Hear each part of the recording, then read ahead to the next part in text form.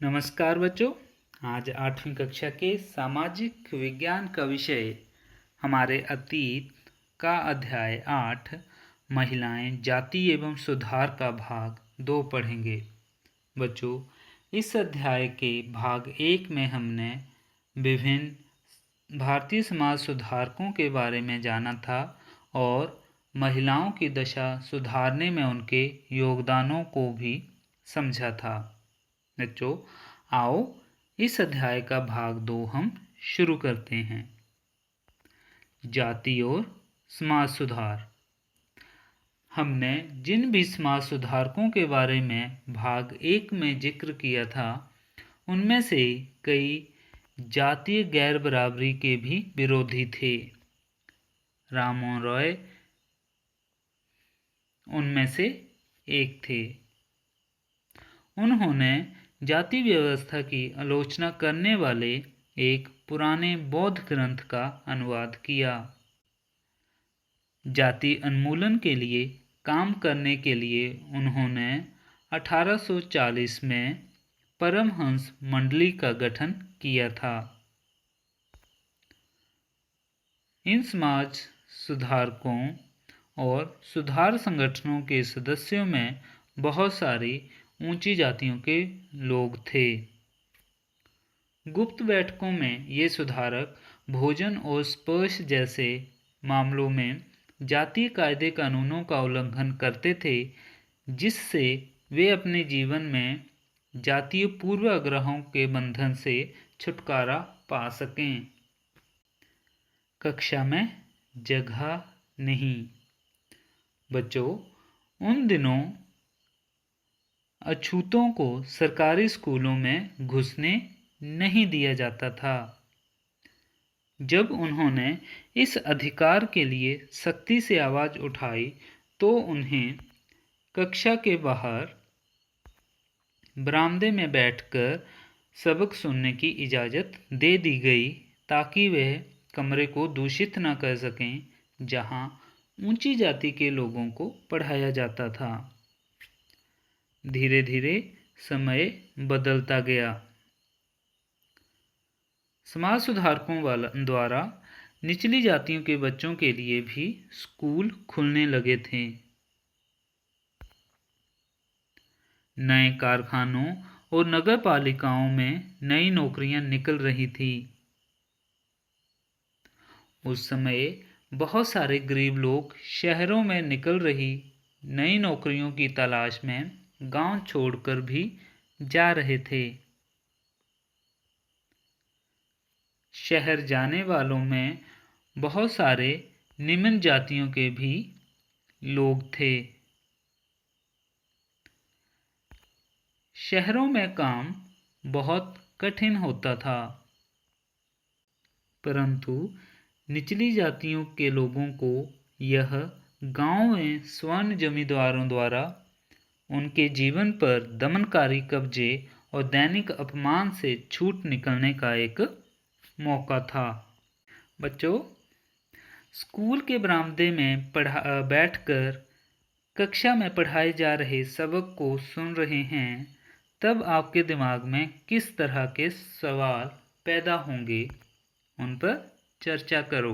साथ ही बच्चों, कुछ लोगों को लगता था कि अछूतों को शिक्षा से पूरी तरह वंचित रखने के मुकाबले यह स्थिति फिर भी बेहतर थी। क्या आप इस राय से सहमत हैं? इस पर चर्चा करें। जूते कौन बना सकता था? बच्चों, उन दिनों चमड़े का काम करने वालों को परंपरागत रूप से नीची नज़र से देखा जाता था, क्योंकि वे मृत पशुओं का चमड़ा निकालते थे, जिन्हें उस समय गंदा व दूषित माना जाता था।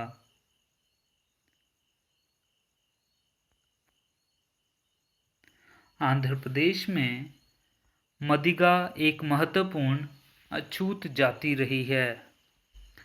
वे पशुओं के शवों को साफ करने, चमड़ा तैयार करने और चप्पल जूतियां सीने में माहिर थे। इसके अलावा दूसरी तरह की नौकरियां भी सामने आ रही थी। उदाहरण के लिए सेना में भी लोगों की ज़रूरत बढ़ गई थी। अछूत माने जाने वाले महार समुदाय के बहुत सारे लोगों को महार रेजिमेंट में नौकरी मिल गई। समानता और न्याय की मांग। 19वीं सदी के दूसरे हिस्से तक गैर ब्राह्मण जातियों के भीतर से भी लोग जातीय भेदभाव के खिलाफ आवाज़ उठाने लगे थे। उन्होंने सामाजिक समानता और न्याय की मांग करते हुए आंदोलन शुरू कर दिए थे। मध्य भारत में सतनामी आंदोलन की शुरुआत घासीदास ने की। उन्होंने चमड़े का काम करने वाले लोगों को संगठित किया। श्री नारायण गुरु ने अपने लोगों के बीच एकता का आदर्श रखा। उन्होंने जातिगत भिन्नता के आधार पर लोगों के बीच भेदभाव करने का विरोध किया। गुलामगिरी। निम्न जाति नेताओं में ज्योतिराव फुले सबसे मुख्य नेताओं में से एक थे। 1827 में जन्मे ज्योतिराव फुले ने ईसाई प्रचारकों द्वारा खोले गए स्कूलों में शिक्षा पाई थी। बड़े होने पर उन्होंने जाति आधारित समाज में फैले अन्याय के बारे में अपने विचार व्यक्त किए थे। 1873 में फुले ने गुलामगिरी नामक एक किताब लिखी। ज्योतिराव फुले ने अपनी पुस्तक उन सभी अमेरिकियों को समर्पित की जिन्होंने गुलामों को मुक्ति दिलाने के लिए संघर्ष किया था। इस तरह उन्होंने भारत की निम्न जातियों और अमेरिका के काले गुलामों की दुर्दशा को एक दूसरे से जोड़ दिया। वह उच्च जाति की महिलाओं की दुर्दशा, मजदूरों की मुसीबत और निम्न जातियों के अपमानपूर्ण हालात के बारे में गहरे तौर पर चिंतित थे। जाति सुधार आंदोलन में 20वीं सदी में डॉक्टर B.R. अम्बेडकर और E.V. रामास्वामी नायकर, जिन्हें पेरियार के नाम से जाना जाता है, जैसे महान दलित नेताओं के नेतृत्व में चलता रहा। मंदिरों में कौन जा सकता था? बच्चों, अंबेडकर एक महार परिवार में पैदा हुए थे।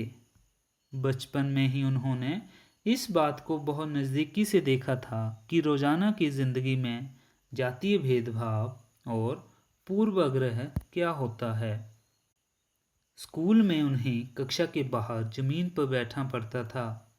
उन्हें स्वर्ण बच्चों द्वारा इस्तेमाल किए जाने वाले नलकों से पानी पीने की इजाज़त नहीं थी। सन 1927 में अंबेडकर ने मंदिर में प्रवेश आंदोलन शुरू किया, जिनमें महार जाति के लोगों ने बड़ी संख्या में हिस्सा लिया। 1927 से 1935 के बीच अंबेडकर ने मंदिरों में प्रवेश के लिए ऐसे 3 आंदोलन चलाए। वह पूरे देश को दिखाना चाहते थे कि समाज में जातीय पूर्वाग्रहों की जकड़ कितनी मजबूत है। गैर ब्राह्मण आंदोलन। 20वीं सदी के आरंभ में गैर ब्राह्मण आंदोलन शुरू हुआ। यह प्रयास उन गैर ब्राह्मण जातियों का था जिन्हें शिक्षा, धन और प्रभाव हासिल हो चुका था। पेरियार नाम से प्रसिद्ध E.V. रामास्वामी नायकर एक मध्य वर्गीय परिवार में पले बड़े थे। अपने प्रारंभिक जीवन में ही वे सन्यासी थे और उन्होंने संस्कृत शास्त्रों का गंभीरता से अध्ययन किया था। पेरियार हिंदू वेद पुराणों के कट्टर आलोचक थे। खासतौर से मनु द्वारा रचित संहिता, भगवत गीता और रामायण के वे कटु आलोचक थे।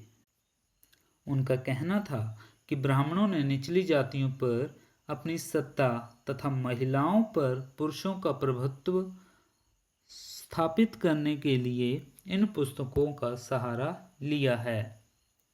वे ये साबित करना चाहते थे कि ऊंच नीच को धार्मिक ग्रंथों में भी मान्यता मिली हुई है। औपनिवेशिक काल के बाद भी जाति के सवाल पर बहस और संघर्ष चल रहे हैं और ये आज भी जारी हैं। आज भी जाति इतना विवादास्पद मुद्दा क्यों बनी हुई है? इसके बारे में अपने विचार प्रकट करें। साथ ही बच्चों, औपनिवेशिक काल में जाति के विरुद्ध सबसे महत्वपूर्ण आंदोलन कौन सा था? 8वें अध्याय के भाग 2 में हमने विभिन्न समाज सुधारकों और उनके योगदानों के बारे में चर्चा की। मुझे आशा है आप सबको ये अच्छे से समझ आया होगा। धन्यवाद।